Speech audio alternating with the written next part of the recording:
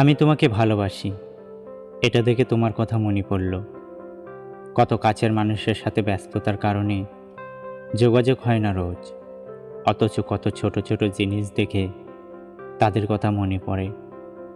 কিছু একটা দেখে যখন ইচ্ছে করে দৌড়ে গিয়ে মানুষটাকে সেটা দেখাই, সেটা বেশিরভাগ সম্ভব হয় না। আমরা আমাদের প্রিয় মানুষদের খুব সূক্ষ্ম ও ছোট ছোট স্মৃতি দিয়ে মনে রাখি।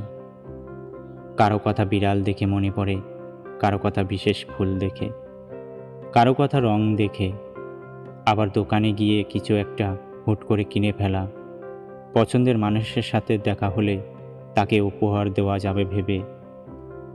ভালোবাসা কত সুন্দর একটা বিষয়।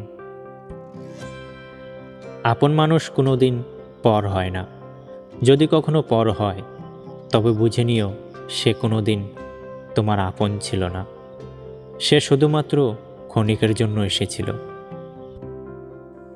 আমি ঘুরে ফিরে আজও সেই মানুষটাতেই থামি, যে আমার সাথে ছিল কিন্তু কখনোই আমার ছিল না। আমি সেই অনুভূতিটাতে আজও বাঁচি, যে অনুভূতি আমার জন্যই ছিলই না কখনো।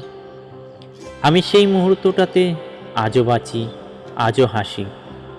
সে মুহূর্তটা ছিল শুধুই ক্ষণিকের ধোঁকা।